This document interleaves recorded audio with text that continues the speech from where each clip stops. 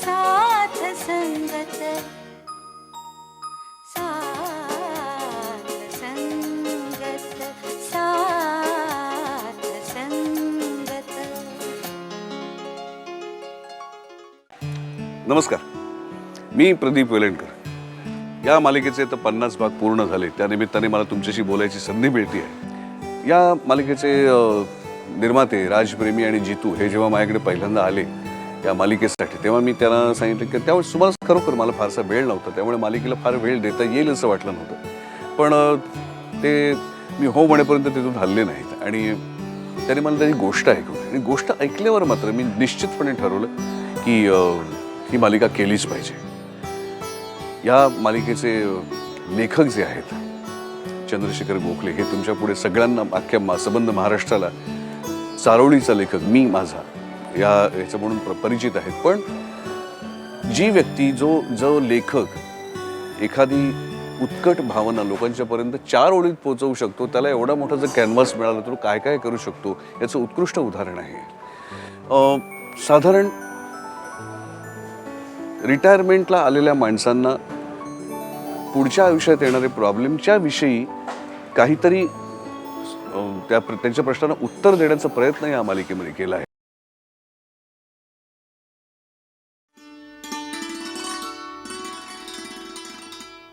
नमस्कार, मी अनुपमा पाळंदे, सही खबर या वृत्तवाहिनीकडून आली आहे. मिस्टर विनायक जोशी यांचं घर हेच आहे ना? अशोक बापटांच्या घरासमोर काल तुम्ही वाईटसाठी घुटमळत होता, बरोबर? हो, ऍक्च्युली त्याच क्रायसिस संदर्भात बोलायचं होतं तुमच्याशी. काल अशोक बापट नावाच्या एका 64 वर्षाच्या माणसाने, निवृत्त माणसाने आयुष्याला कंटाळून आत्महत्या केली. पण त्याला आत्महत्या करेपर्यंत जावंसं का वाटलं, या गोष्टीचा विचार व्हायला हवा. वृद्धत्व ही समस्या नाही, ती एक अवस्था आहे. पण ही समस्या होऊ न देण्याची जबाबदारी आपल्या सगळ्यांची आहे. आणि म्हणूनच त्या बाबतीत आपण ठोस पावलं आपणच उचलायला हवीत.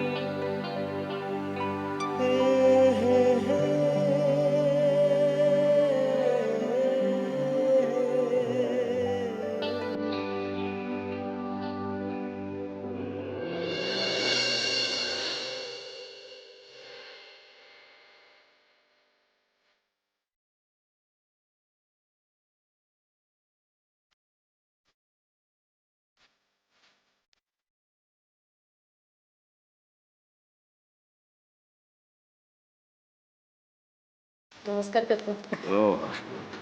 सुखी व्हा. साहेब, मी आईस्क्रीम पार्लर मधून आलोय. या वयात त्यांना एवढ्या रात्री पार्सल द्यायला यावं लागलं.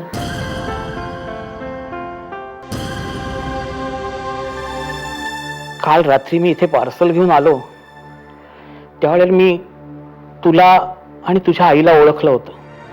नेमकं असं काय कारण आहे की या वयात तुम्हाला ही इतकी उशिरापर्यंत चालणारी नोकरी करावी लागते?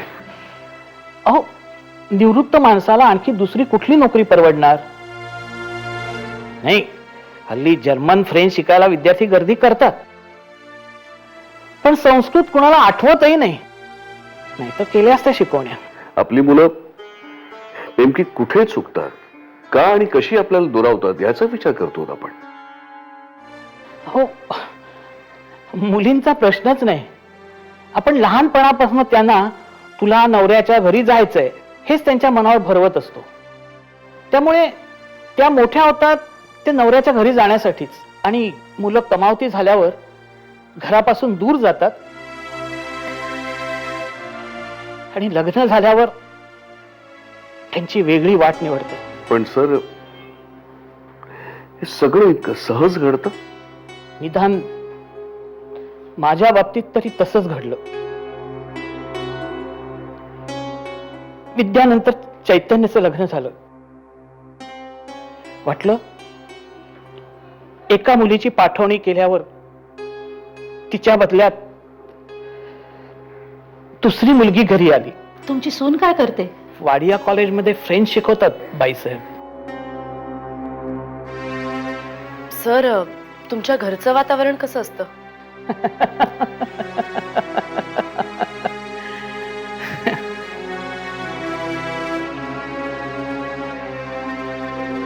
आप्पा, चैतन्याला पेपर वाचायचंय.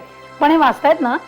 अहो, चैतन्याला ऑफिसला जायचंय. तो काय अख्खा पेपर वाचणार नाहीये. नजर टाकेल आणि देईल. द्या. बघितलं?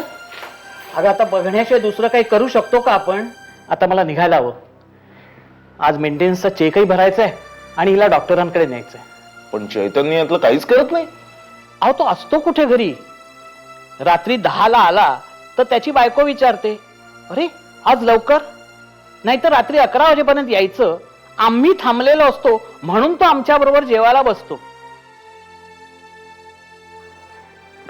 जेवताना आमच्याशी बोलावं लागेल म्हणून ते एकमेकाशी बोलत सुद्धा नाही. चैतन्य, प्लीज रागावू नकोस. परवा रात्री तुझ्या वडिलांना इथे आईस्क्रीम घेऊन बऱ्याच उशिरा पाहिलं, तेव्हा जरा आम्हाला खूप अस्वस्थ वाटायला लागलं. म्हणून आम्ही ठरवलं की तुझ्याशी बोलावं. कोण चुकतंय याचा आपण विचार करत नाही आहोत, पण का चुकतंय ह्या गोष्टीचा विचार आपण करतो. आधी आमचं घर सुद्धा तुमच्या घरासारखंच होतं. अचानक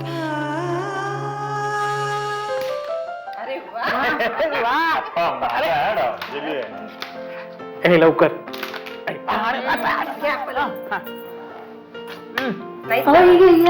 ती कशी घेणार? काय सांगते आपली आपली? अप्पा, तुम्हाला एक गुड न्यूज द्यायची होती. काय रे? आपण जो घराचा मेंटेनन्स भरतो ना, तो मेंटेनन्सचा खर्च माझी कंपनी देणार आहे. तेच झालं की कधीपासून? त्याचं काय, आपण चेक भरायचा हा. आणि ती रिसीट माझ्या ऑफिसमध्ये सबमिट करायची. म्हणजे आई, आपले दर महिन्याला 1660 रुपये वाचणार. हो ना. पण आप्पा, रिसीट आठवणीने आणा. हं? अगदी आठवणीने. लक्षात ठेवून. हो अगदी. खेळ. आप्पा, एक छोटासा प्रॉब्लेम आहे. पण काय रे? म्हणजे असं काही एवढं सिरियसली घ्यायची गरज नाही आहे. सांग की. ती जी रसीट आहे ना, ती माझ्या नावावर असायला हवी. आता सांगून खोटं वाटेल.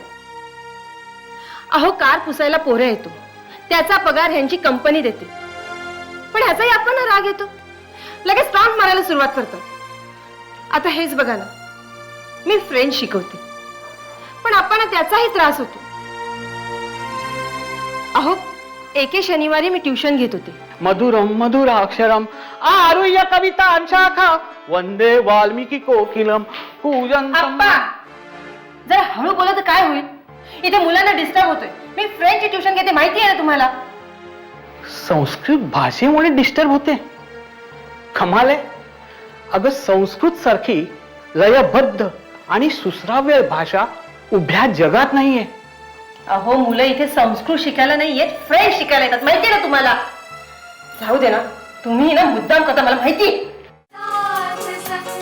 साथ संगत. पण मी म्हणते, तुम्ही एवढा खटाटोप का करता?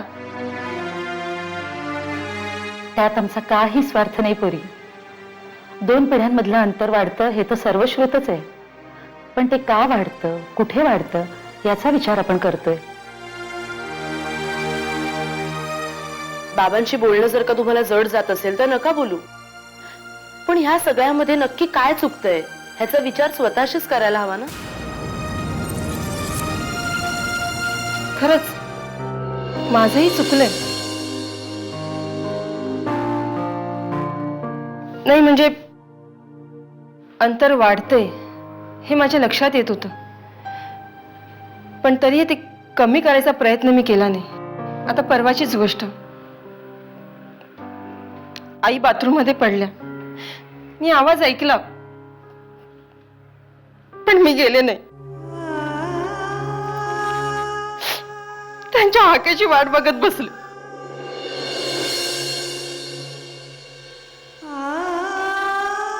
मी अशी नव्हते हो, मी अशी नाहीये.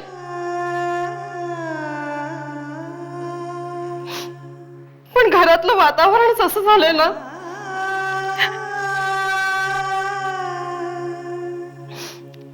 खरं तर आईना संधिवाताचा त्रास आहे, म्हणून मी त्यांच्यासाठी वटवाघळाचं तेल आणलंय.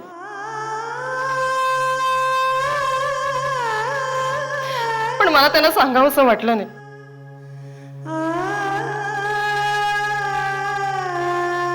वाटलं मी जर त्यांना सांगितलं तर त्यांना वाटेल की मी मस्का मारते त्यांना.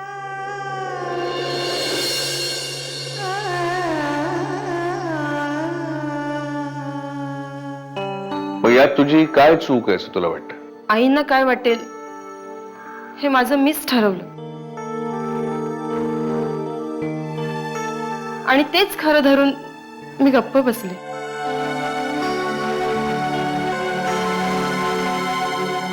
थोडक्यात काय तर संवाद थांबला. चैतन्य, तुला काय वाटतंय? खरंय, माझंही बरंच चुकलं.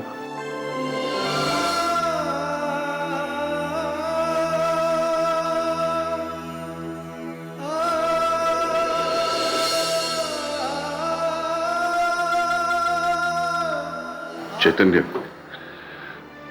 सरांना आतमध्ये बसवून आम्ही तुमची फसगत केली असं प्लीज समजू नकोस. प्लीज, तुम्ही अत्यंत मोकळेपणाने बोलणं हे आवश्यक होतं, आणि हे जसं आवश्यक होतं तसं सरांनी तुमचं म्हणणं ऐकून घेणं हेही तितकंच आवश्यक होतं. आप्पा, माझं चुकलं आप्पा. आप्पा, माझंच चुकलं आप्पा. मला माफ करा आप्पा. सुनबाई, तू मला माफ नाही करणार का?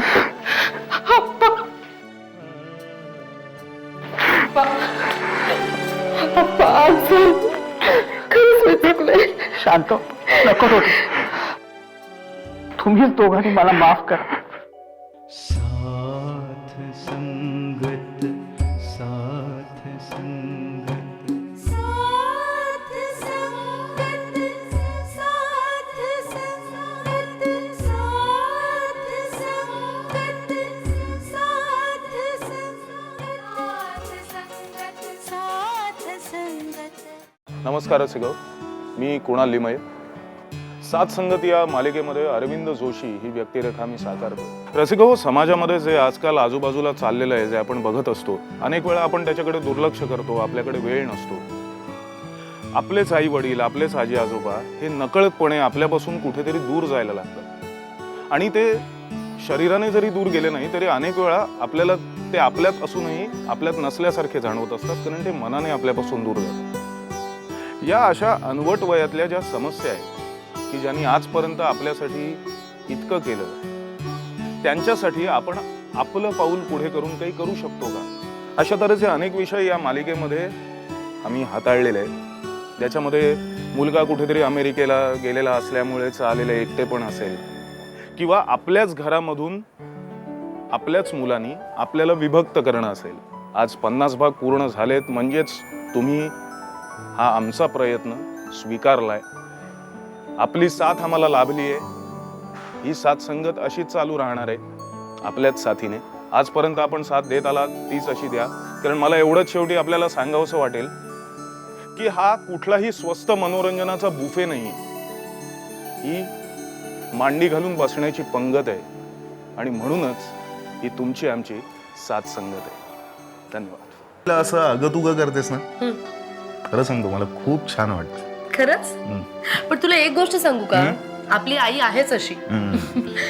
म्हणजे तुला जेव्हा मी पसंत केलं ना, तेव्हा तू आवडायच्या आधी मला आई आवडली होती. मी घरच्यांना सांगितलं सुद्धा, मुलगा आहे थोडासा चक्रम, पण मुलाची आई मस्त आहे.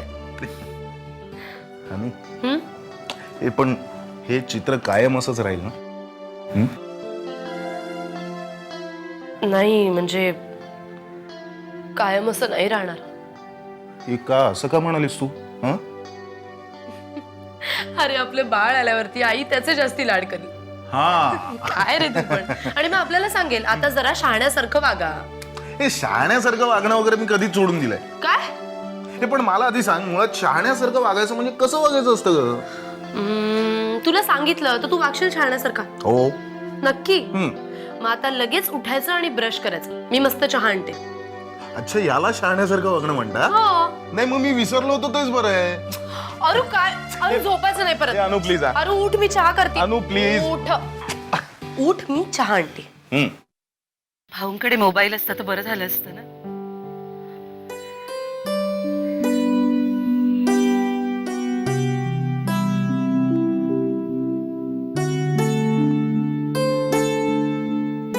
ए माले, जर इकडे.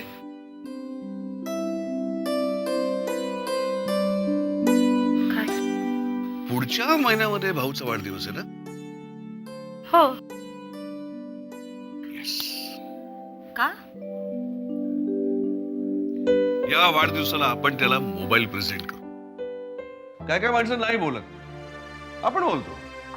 अरे चहा आहे. Very good. मालू, तुला चहा हवा असेल तर घे हा मनसोक्त. काय हे नाही. भाऊ काय झालंय? अहो का रुसलायत आमच्यावर? आज सकाळी तू यायचा होतास, आला नाहीस. तुम्ही हवं तर सांगू नका, पण मी एक सांगते, तुम्ही दुःखी असाल तर सुख आमच्याही अंगाला लागणार नाही. अहो मुलं सुद्धा बेचैन आहेत दुपारपासून. मला जाऊ दे. अहो भाऊ पण. काका अहो तुम्ही कुठे निघाला? कुठे म्हणजे मला सुद्धा माझं स्वतःच एक घर आहे. मालू, आई पाहिलंस काय अवस्था केलीस तिची. अरे एवढा कसला राग आहे तुझ्या मनामध्ये? अरे तू आता पुढच्या महिन्यात 60चा होणार. पुढल्या महिन्यात? हो. मग 7 फेब्रुवारीला काय माझा वाढदिवस आहे? फेब्रुवारी म्हणजे? अरे देवा. अरे आता काय झालं याला? अरे आता तरी सांग काय झालंय ते. आज 7 तारीख ना, महिन्याचा हिशेब चुकला. मला वाटलं आजच माझा वाढदिवस आहे म्हणून. पुन्हा सकाळी नेहमीप्रमाणे माझ्या वाढदिवशी हा जोशा पेढ्यांचा बॉक्स घेऊन येतो. सकाळी त्याची वाट पाहण्यात गेली, तोही नाही आला. अहो पण मी आलो होतो ना तुम्हाला बोलवायला. पण तुम्ही वाढदिवसाबद्दल काही बोलला नाही. तुमच्या लक्षात नाही तर नाही, मीच माझा वाढदिवस साजरा करेन. मग होरायझन मध्ये गेलो आणि बका बका खाल्लं. म्हणून छातीवर प्रेशर आलं. हो. नाही रे. हा नाही रे. काय मी तुम्हाला केमिस्ट पाशी पाहिलं तेव्हा. म्हणजे यंदा तुम्ही 2दा वाढदिवस साजरा करणार. आणि यावेळी आम्ही भाऊ काकांना वाढदिवसाचं गिफ्ट काय देणार आहोत माहितीये का? काय? एक सेलफोन. नकळत कोणी येईल, अलगत अलगत अलगत.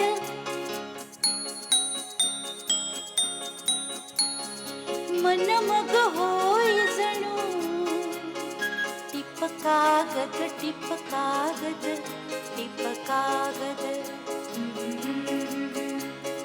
दिवस निशेच्या घोर तीरावर आयुष्याला ये